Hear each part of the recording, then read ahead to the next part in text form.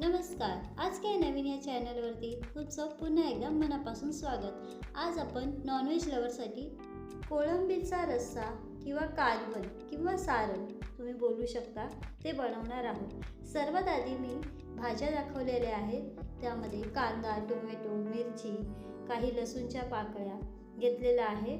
सगळ्या भाज्या मध्यम आकारात चिरून घ्यायच्या आहेत. लसूणच्या पाकळ्या हलक्याशा टेचून कढईत तेल गरम करायला ठेवू.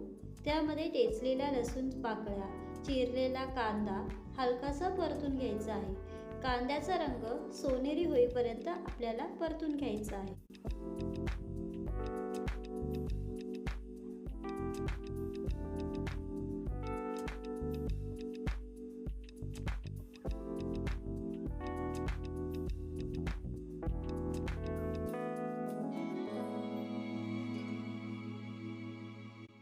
कांदा परतून होईपर्यंत दुसरीकडे एका लहान वाटीमध्ये 1 ते 1.5 चमचा लाल तिखट, अर्धा चमचा धनेपूड, अर्धा चमचा गरम मसाला आणि पाव चमचा हळद घेऊया.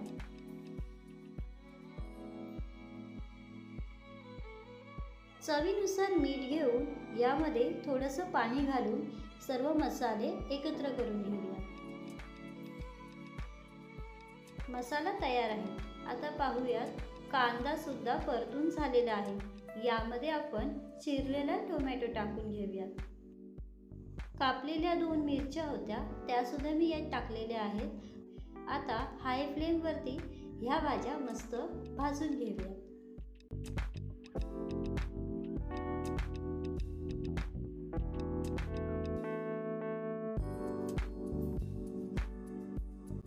आता कापलेली कोथिंबीर सुद्धा टाकूयात आणि व्यवस्थित भाजून घेऊयात. आता हे मिश्रण गार होण्यास ठेवून देऊयात.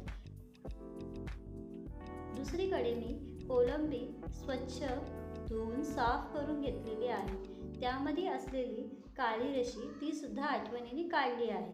पुढे आपण जो मसाला परतून घेतलेला, गार करून घेतलेला, आता त्याला मिक्सरला बारीक वाटण करून घेऊया. या वाटणामध्ये पाणी न घालताच वाटायचे आहे.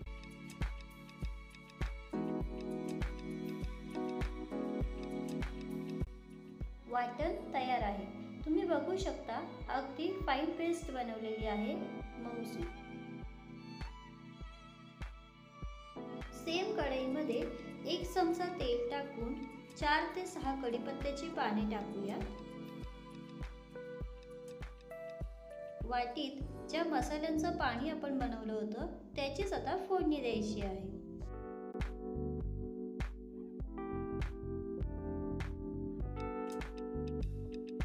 इथे आपल्याला गॅस मीडियमच ठेवायचा आहे, जेणेकरून मसाले करपणार नाहीत. हलकीशी उकळी येईल.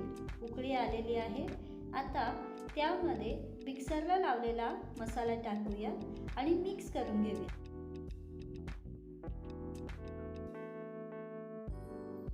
मिक्सरच्या भांड्यात उरलेला मसाला होता, त्यात मी साधं पाणी टाकलेलं आहे. गरम पाणी घेतलं तर उत्तम होईल. गरजेनुसार, तुमच्या सोयीनुसार पाणी घ्या आणि छान उकळी येऊ द्या.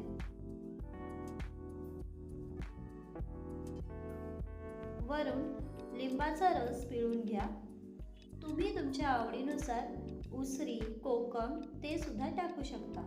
आता स्वच्छ धुवून घेतलेली कोळंबी यामध्ये टाकायची आहे आणि छान शिजू द्यायची आहे. मी मिक्सरच्या भांड्यानुसारच पाणी टाकलेलं आहे, जेमतेम 1 ते 1.5 ग्लास. तुम्ही तुमच्या गरजेनुसार पाणी कमी जास्त करू शकता. छान शिजून झालेलं आहे. वरून कोथिंबीर टाकलेली आहे. तुम्ही बघू शकता, छान असं कालवण तयार आहे. अगदी 15 मिनिटात तयार होणारा आपला कोळंबीचा रस्सा चपातीसोबत, भातासोबत तुम्ही एन्जॉय करू शकता. तयार आहे कोळंबीचा रस्सा, कालवण किंवा सारण. अशाच नवनवीन चमचमीत रेसिपींसाठी आपल्या या चॅनलला लाईक, शेअर, सबस्क्राईब करायला नक्की विसरू नका. थँक्यू.